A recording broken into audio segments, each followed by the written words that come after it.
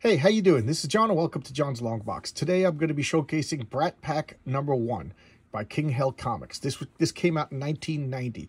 Okay, this was a request, and this is kind of like, this is a comic I really enjoyed at the time. I really like Rick Veitch. I first found out about Rick Veitch with The One. It was an Epic comic.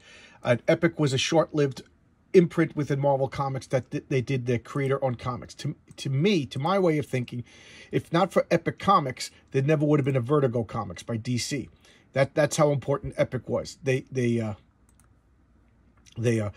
pioneered the way that Marvel and DC can do creator-owned, imprinted, higher quality, more literary comics. You know, all right. Now, so The One is an early showcase. Go check it out. And then he followed up with, I think, on Alan Moore's Swamp Thing. He took over after Alan Moore left, which is a daunting task, and Rick pulled it off. He did some really great comics. Then he did this. Now, this is a perfect example of how a person could change. In 1990, when I got this, I loved this. I thought this was amazing. It was edgy. It was dark. It was, you know, subverting expectations. It was doing all of that stuff that today, I'm like, well, you know, it's been done before. Full disclosure, Rick Veitch is a total extreme left-wing lunatic. But he's also talented. He also doesn't disrespect his audience. He doesn't condescend. He doesn't just create straw men and then attack the straw man to show you how his political side is better. So, in a nutshell, he's an adult. He treats his audience as an adult. He treats his concepts as if they had merit and they're worthwhile. So, I do think he loves the medium of comic books. So all the stuff that shows you that this is a person that I could fundamentally disagree with, yet still respect. Now, if we were in the same room, would we argue? Maybe. You know, I'm not going to lose my temper because I'm an adult. I never met the man. I'll give him the benefit of the doubt. But you'll see why. But I find this comic to be fundamentally ugly. Just fundamentally ugly to the point where, like, perusing it to refresh myself, because, you know, I haven't read this since, what, 1992 or something like that. I had to remember the names of the characters and stuff like that before I could do the showcase. And I was, like, sick to my stomach. So, continue, you know, be warned. You know, it's a request. I will honor request. It's a comic book. I do think this comic book was made with important things to say. There are important I could disagree with a few things, but I could agree with a lot of things. Why? Because I'm an adult, and there's no such thing as just absolutism. You know, there is some good things in this comic, even though I find the comic to be just through and through ugly. Not the art. The art is fine, but you'll see the concepts, the execution, the premises are just ugly. And it was based on real, well, I'll get to that. It was based on real world ugliness. All right, so let's open it up. Be warned. All right. So here is this is Slumberg. You know, and I do think this art is fine. I do like Rick Veitch's his art. It's very, like, rubbery. Like it reminds me of Errol Otis in a way, the guy who did a lot of those wiggly monsters and Dungeons & Dragons. So what we, excuse me, I'm sorry. So what we have here is it's opening up. It's a radio show. A radio host, like a shock jock, like a Howard Stern type, is talking to a guy who calls himself Dr. Blasphemy, a supervillain. And Dr. Blasphemy is saying over, and I do love all the darkness, the smokestacks. You know, this is to me like it's what Gotham City. There should be more of this in Gotham City, and I know I just skipped a page with my ugly, dirty hands. Look, I love the cars are just on fire. It's like, this is what Gotham City. There should be more urban decay in Gotham City Batman comics. You know, it should be more gritty and dirty and slummy. You know, look at all this. People are all, like, shaking up, tweaking out on drugs, and, you know, this is what Gotham City should look like. You know, Gotham City to me is always a little bit, it looks more like Manhattan. Why? Because the people who write the comics, they don't go to slums. they don't know what slums look like, especially today. Anyway, so Dr. Blasphemy is basically saying, if you tell me to, if you guys vote on it, I will kill Chippy, the teenage sidekick of the Midnight Mink. The Midnight Mink. And who is the Midnight Mink? The Midnight Mink is the Batman analog, and Chippy is the Robin analog. And why is this going on? Because Rick Veitch And I agree with this person. You see, adults could agree, even though we have different political opinions, that the death in the family where you called in the 1-800 number to see if Robin should live or die, and people overwhelmingly voted to kill off Robin.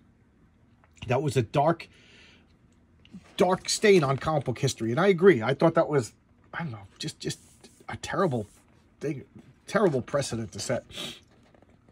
And here's the church, and this is a baptism going on. Okay, and who's this? This is Cody, and this is the priest. I forget the priest's name. And Cody's leaving the church. He's a good kid, and this is Chippy, and he's like he comes to confess to Father Brat because Chippy he was a good kid too, and we'll get to that. And so Cody's leaving, but Cody's spying, and he hears the whole conversation. And he's talking about the mink. He's gone too far this time. I can't deal with it anymore. You know, and Cody's just listening to the conversation, like, whoa, what's going on? You know, he's like, he goes, and he finds explosions in the garbage can. And who's this? So he's throwing out the garbage, and he's finding bombs in the priest's garbage can. Dun, dun, dun. Intrigue ensues. And who's this? This is Wild Boy. Wild Boy is the teenage sidekick of King Rad, who's like an armored superhero, like, I don't know, like almost like an Iron Man, but not really. Iron Man, Green Arrow kind of guy. And he's drunk, he's taking drugs, and he's drinking beer, and he's, you know, flying while impaired, and he's crashing into nonsense because he's an addict. He's got problems, and he's just laughing it off as he's bleeding and everything. And Cody's like, "Are you okay?" He's like, I'm wild kid. I'm always okay." And then who's this? This is why can't I think of his name? Kid Vicious. Kid Vicious. He's a steroid meathead, you know, freak who's, because too much steroids, he's got problems getting erections, and he's trying to pleasure himself. And I told you, this is a mean-spirited comic. Everything about this comic is ugly. I do like the art, but everything, you know, the philosophy, everything about this comic is ugly.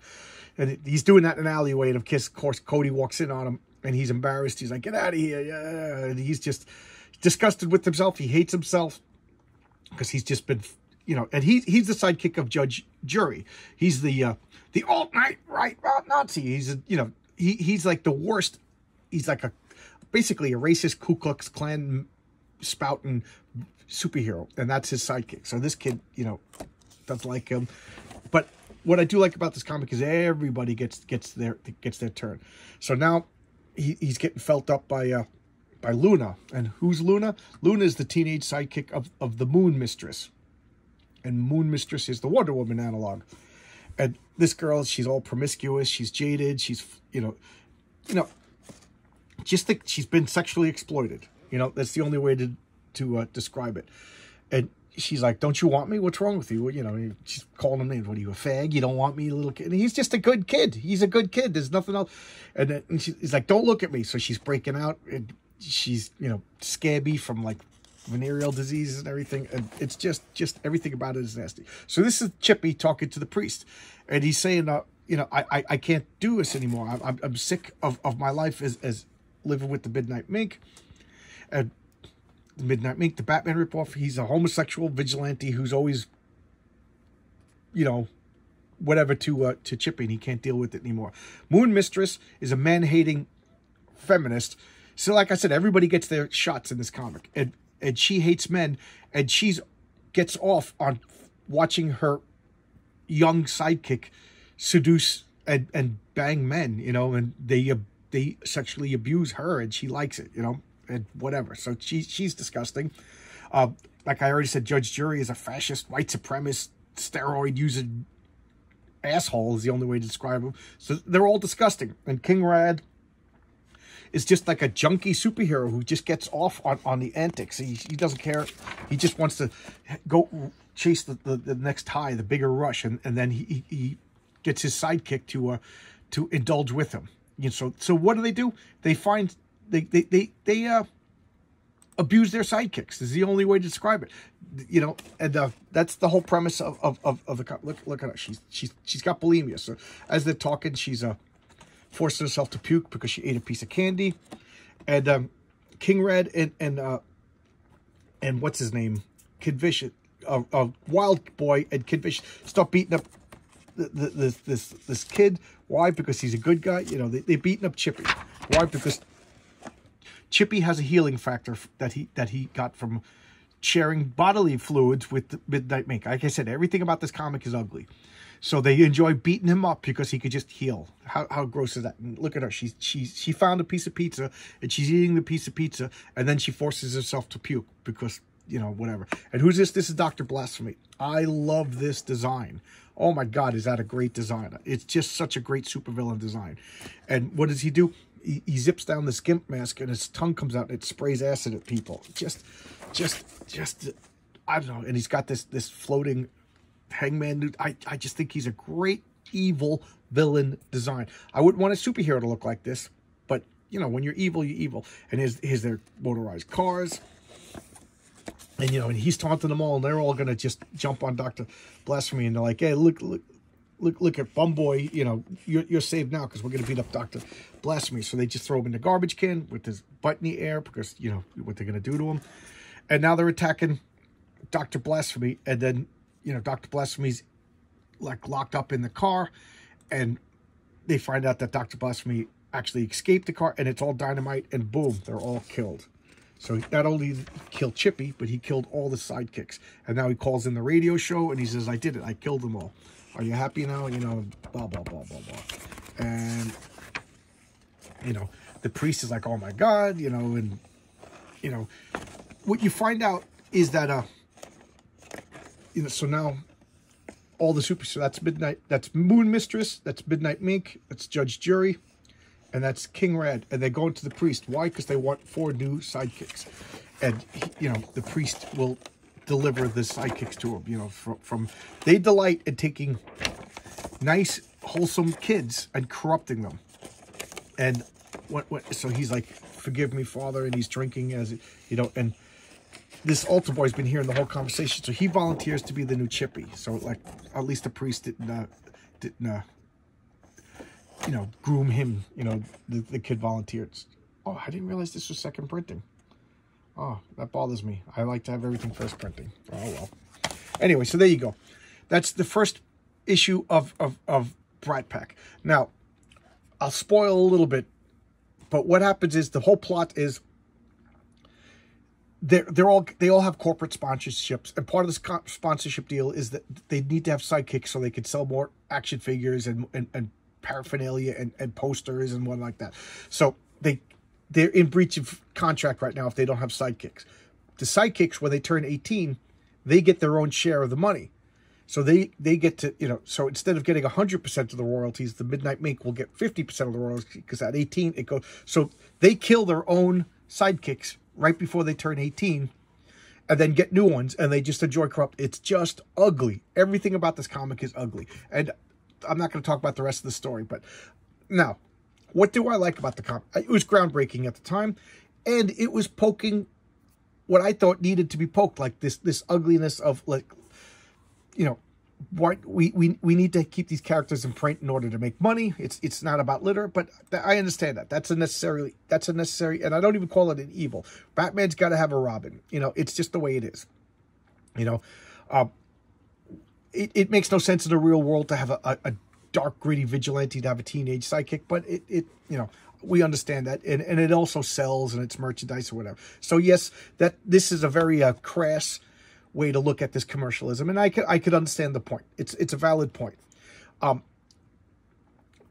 Now, like, being cruel to the sidekicks, is Batman being cruel? You could argue that, you know. So I could see the point, like training little kids to fight crime and, you know, relive trauma and get beaten by the Joker and stuff.